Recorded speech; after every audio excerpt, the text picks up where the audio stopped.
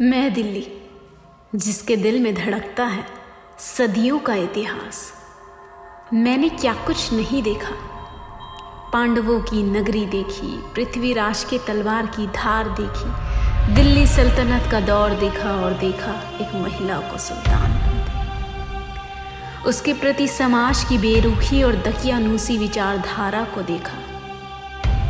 British साम्राज्य की गुलामी और विध्वंस देखा और देखा है मैंने बंटवारे का वो मंजर, जिसके पन्ने पलटने से केवल उस दौर के बिलखते चिल्लाते चीखें सुनाई देती हैं। आज़ादी की दहकते शोलों को देखा। मैं भी इस तेज रफ्तार की नई दिल्ली में अपना अतीत बहुत पीछे छोड़ आया और अपनी एक गहरी नींद में चला गया, मगर किसी ने मुझे इस गहरी नींद से जगा दिया। कौन है वो जो चीख चीख कर कह रहा है कि कहानियों का अंत तो होता है मगर इतिहास का नहीं? जब मैंने सदियों बाद अपनी आंखें खोली तो मैंने महसूस किया कि कोई फिर से मेरी बीते युग की कहानी को सुना रहा है। मैं दिल्ली आज फिर से अपनी कहानी को सुन रहा हूँ, इतिहास की खोज के सफ़र पर प्रीति गुप्ता के साथ। मैंने देखा है कि कैसे उसने मेरे 7 ऐतिहासिक शहरों में से कुछ शहरों की ऐतिहासिक दास्तां आपको सुनाई। उसने मिहीरावली से मेहरौली की जो कहानी आप तक पहुंचाई है, वो शायद मैं भी पहुंचाना चाहता था।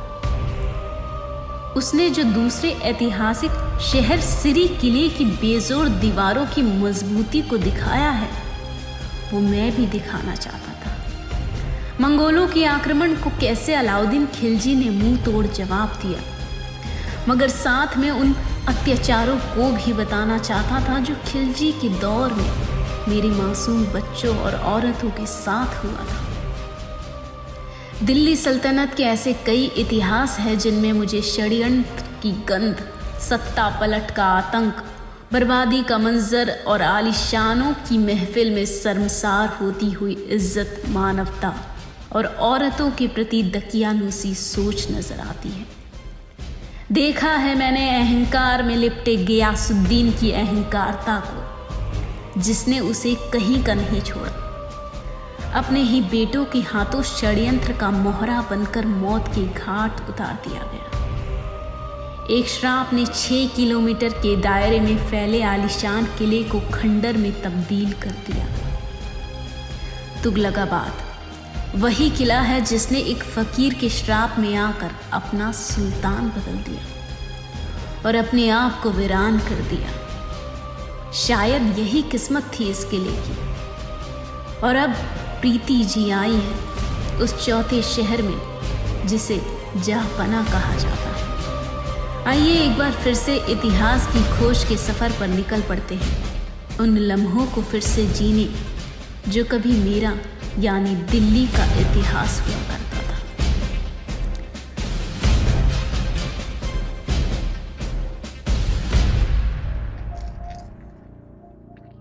वक्त न जाने कितने ही दास्तान लिखता है, जिनमें कुछ कहानियों के किरदार की मिसालें दी जाती हैं, मगर कुछ कहानियों के किरदार फीके पड़ जाते हैं। महज कुछ किस्से और कहानियां जिनमें समाये हैं, उन कहानियों के परत पर चढ़े धूल को हटाने हम आए हैं। किस्से, कहानियां और जज्बात हिंदुस्तान की जागीर है। ये आपको हर गली के दूसरे कोने में मिल जाएगा, जैसे मुझे यहाँ आकर बीते युग की कहानियां मिल जाती हैं। बीते युग की कहानी को दोहराना उतना ही मुश्किल है जितना एक सागर से मोती निकालना, क्योंकि वक्त के साथ सिर्फ इनकी कहानियां नहीं बदलती, बल्कि इनका इतिहास भी बदल जाता है। कभी इनमें कुछ अंश जुड़कर तो कभी वो अंश इस वक्त की गोद में विलीन होकर।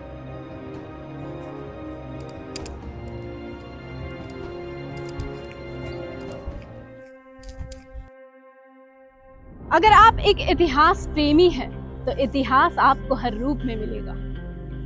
लेकिन अगर आप दिल्ली से प्रेम करते हैं और दिल्ली के अतीत के छाप को देखना चाहते हैं तो दिल्ली के 7 ऐतिहासिक शहरों को आपको बड़े करीब से देखना होगा।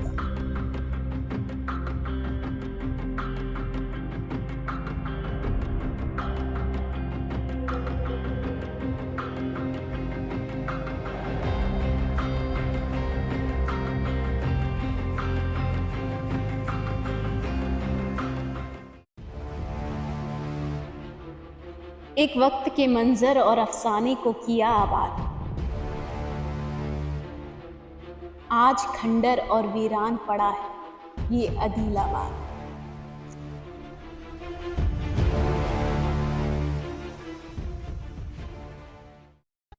अदीलाबाद किला, तुगलक वंश की निशानी और कहानी दोनों आपको यहाँ मिल जाएंगे।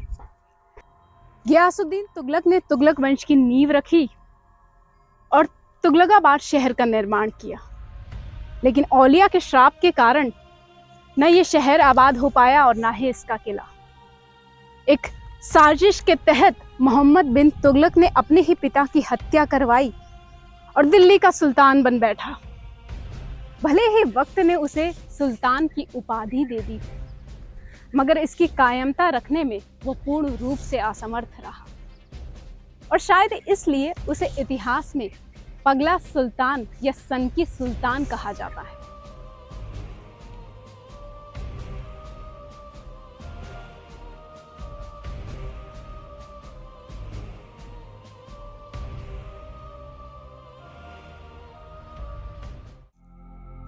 तुगलकाबाद किला होने के बावजूद भी मोहम्मद बिन तुगलक ने अदीलाबाद किले का निर्माण करवाना शुरू किया, क्योंकि उसे अपने पिता के किले में आत्मग्लानि का बोध होता था और फिर उस किले को शापित भी कहा जाता था और फिर इस किले की बनने की दास्तान इतिहास में लिखी गई।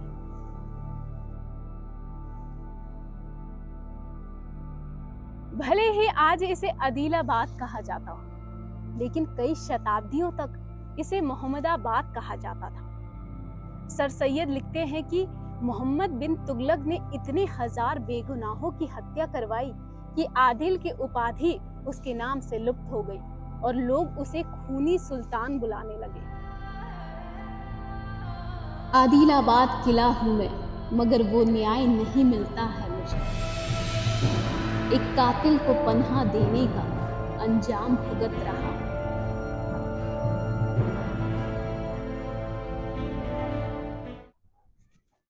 इसकी वास्तुकला तुगलकाबाद किले से भिन्न नहीं है, बिल्कुल उसी किले के जैसे इसकी बनावट है। यहाँ की दरवाजे काफी खूबसूरत हैं और ऐसा दावा किया जाता है कि यहाँ इमारतें 1000 सुतन हुआ करता था, जो कि किले बनाने का एक तरीका हुआ करता था जिसमें लकड़ियों के खंबे का इस्तेमाल किया जाता था, खूबसूरत नक्काशी की जाती थी और रंग उकेरे जाते थे। अलाउद्दीन खिलजी ने भी ऐसा ही किले का निर्माण करवाया था अपने दौर में, जिसे कसरे 1000 सुतून कहा जाता है। हाँ, लेकिन आज आपको उसके अंश यहाँ देखने को नहीं मिलेंगे, क्योंकि वक्त के आगोश में वो विलीन हो चुके हैं।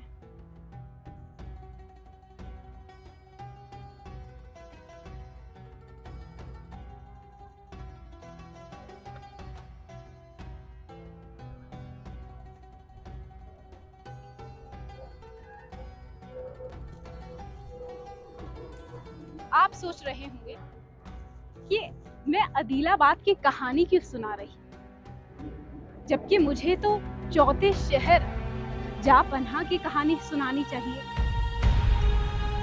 वो इसलिए क्योंकजापनाह की नींव की कहानी यहीं से शुरू होती है, यहीं से उसकी निर्माण की कहानी गढ़ी गई। 3 शहर मेहरौली, सिरी और तुगलकाबाद को एक पनाह में लाया गया और फिर निर्माण हुआ जापनाबाद।